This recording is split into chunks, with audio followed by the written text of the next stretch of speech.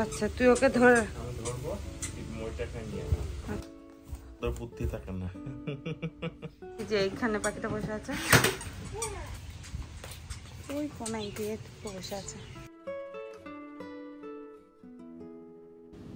Hi everyone, welcome back to my channel. নিশ্চয়ই তোমরা সবাই খুব ভালো আছো। একটা অন্যরকম ব্লগ নিয়ে আজকে তোমাদের সাথে গল্প করতে এসেছি। এটা শুক্রবার দিন শুভব্রত অফিস থেকে এসেছে, তারপরে ওকে একটা কাজে লাগিয়েছি। চলো দেখে নি কী কাজ। আসলে আজ সকালবেলা পুজো করার জন্য যখন আমি নিচে যাই ফুল আনতে, তখন আমি সাধারণত এই পেছনের দরজাটা ইউজ করি বাগানে যাওয়ার জন্য। তো আমি পর্দাটা সরিয়ে দেখি আমার এই সাদা চটিটার উপরে একটা ছোট্ট পাখির ছানা বসে আছে। এই যে সে এখানে এখন সে আসলে ঠিক যেখানে বসে আছে তার উপরেই আমাদের প্যাটিওর নিচটাতে ওরা বাসা বেঁধেছে। অনেক দিন ধরেই বাসা ছিল। তো আমরা যখনই এই দিক দিয়ে এই দরজা ইউজ করি তখনই দেখতাম একটু করে উড়ে চলে যেত বাবা মা, আর বাচ্চাগুলো এতদিন ছোটই ছিল। আর এর আগে মানে আমরা যখন আগের সপ্তাহে ঘুরতে গেছি তখন ফিরে এসে দেখেছিলাম এখানে একটা বাচ্চা মারা গেছিলো, মানে পড়ে গেছে। এরা পড়ে গেলে তো আর উঠতেও পারে না, আর বাবা মার ক্ষমতাও থাকে না ওঠানোর।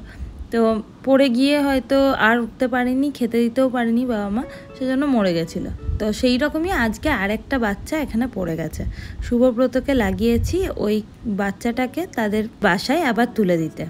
আমাদের এই বড় গাছটা পেছনের, এটা থেকেই এত বড় একটা ডাল ভেঙে পড়েছে আমরা যখন ছিলাম না তখন।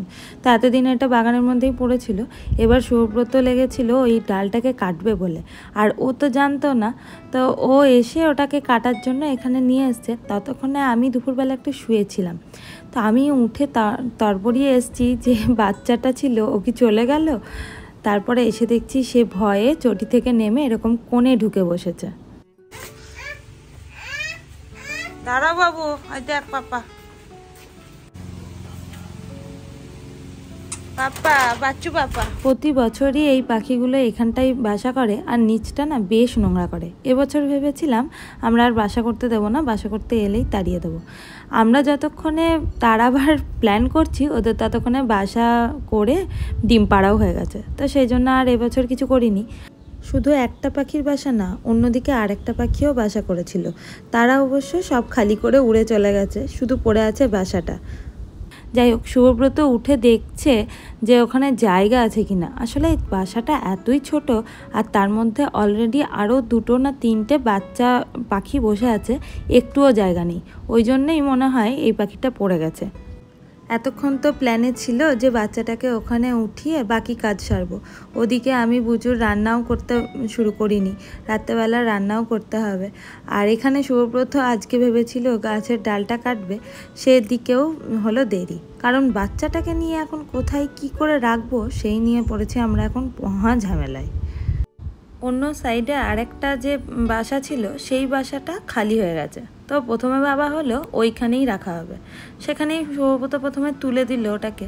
তারপরে ভেবে দেখলাম যে এখানে রাখলে বা ওর বাবা মা ওই বাসাটাই আসবে, কিন্তু এই বাসাটাই কখনোই আসবে না, খুঁজেও পাবে না, আর এ না খেতে পেয়ে ওই রকমভাবেই মারা যাবে। তারপর ঠিক করা হলো ওকে কোকোলিদের আর একটা খাঁচা আছে, কোকোলি একটা বড় খাঁচার মধ্যে থাকে। ওরা তো সাধারণত খোলাই থাকে, কিন্তু একে একটু বন্ধ করেও রাখতে হবে। তো ঘরেই আপাতত রাখবো, অন্য একটা খাঁচায়। আর কোকোলির সাথে এত ছোট বাচ্চাকে রাখা যাবে না, কারণ পাখিরা শুনেছি সাধারণত অন্য পাখিরা এলে সেটাকে মেনে নিতে একটু টাইম লাগে, তাই রিস্ক নিয়ে লাভ নেই। কোকোলিদের যে খাবার দিই সেই খাবারই একটু দিলাম ওকে। কিন্তু পরে ভাবলাম এ পাখি তো বড্ড ছোট, এ নিশ্চয়ই মায়ের মুখ থেকে খাবার খায়, এ তো কখনোই দানা খেতে পারবে না, তো একে খাওয়াবো কি। স্বাভাবিকভাবেই আমরা দুজনেই এবার ভাবতে লাগলাম যে ওকে আবার কি করে উপরে তোলা যায়, যাতে ওর মা বাবা আবার ওকে দেখতে পারে এবং খাওয়াতে পারে।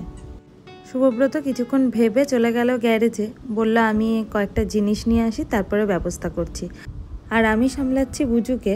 সে এই ফাঁকে ওই যে ডালটা ভেঙে পড়েছে সেটা কি করে পার করবে সেই নিয়ে এখন ভাবনা চিন্তা শুরু করেছে। যে দিকটা দিয়ে সহজে পেরিয়ে আসা যাবে সেই দিকটা দিয়ে পেরোনোর নাম নেই, যে দিকটা উঁচু সেইখান দিয়ে নাকি ওকে পেরোতে হবে।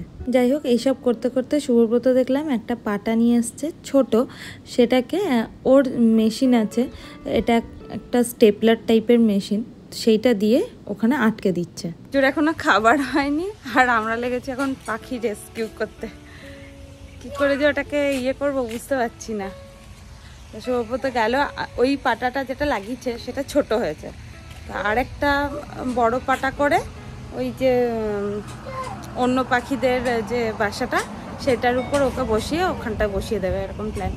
দেখা যাক করা যায় কিনা।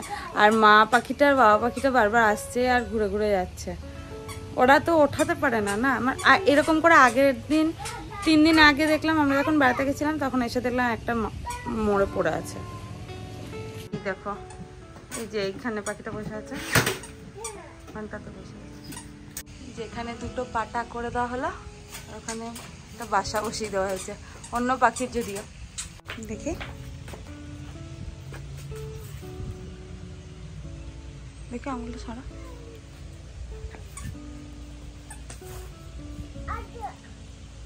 বেশি হাত দিস না, বাচ্চা একদম।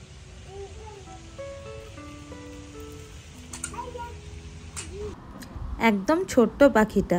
আর ওদিকে শুভব্রত দুটো পাটা বসিয়ে একটা তাকের মতন করে দিয়েছে, আর তার মধ্যে একটা পুরনো পাখির বাসা, যেটা বলছিলাম যে তারা উড়ে চলে গেছে, তো বাসাটা পড়ে আছে, সেই বাসাটাকে বসিয়ে ওটার মধ্যে ওকে বসিয়ে দিচ্ছে।